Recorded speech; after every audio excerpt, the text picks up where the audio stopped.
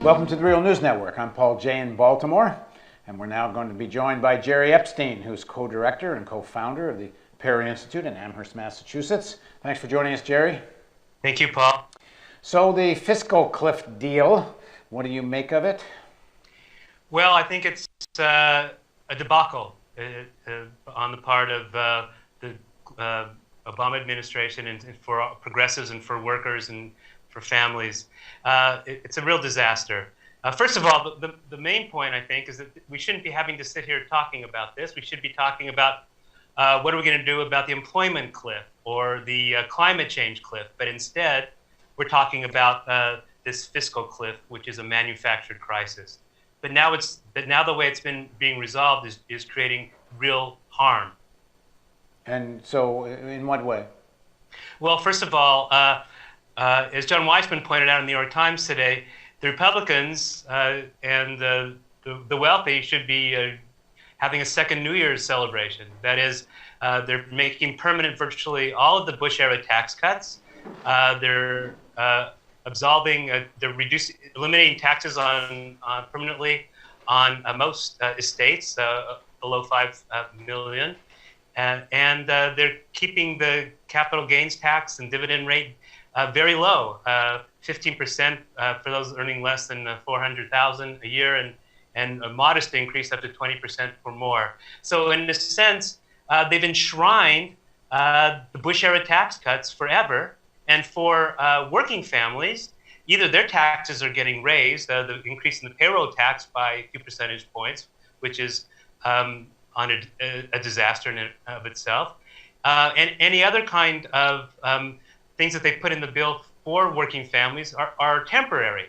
Either they expire after 1 year or they have to be reconsidered again after 5 years, whereas the wealthy tax decreases are permanent. Now, one of the things the Obama administration is pointing to as a victory is the extension of the unemployment benefits. Isn't that worth something?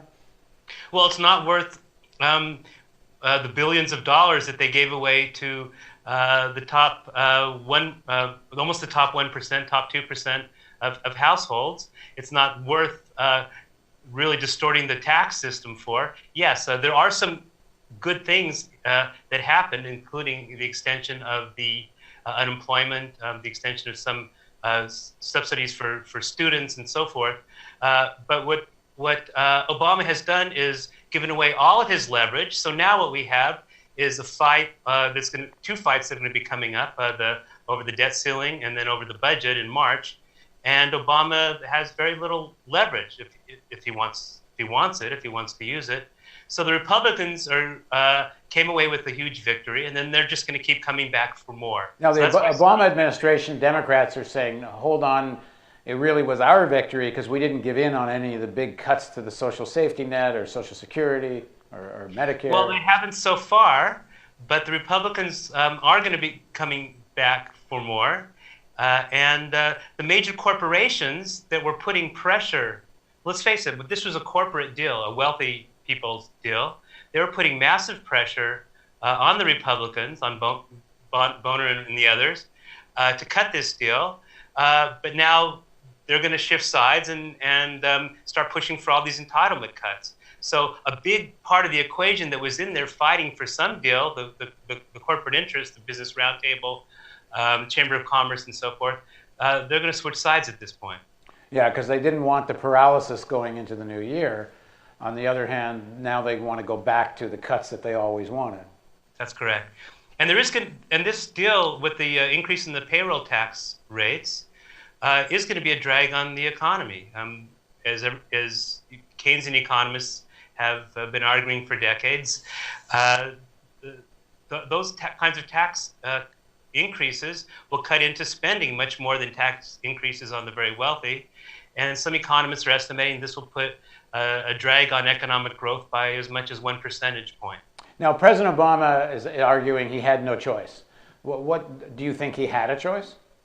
Well, I think, yes. I think a lot of people, Jamie Galbraith and many others, Krugman, argued that they should have gone over the cliff.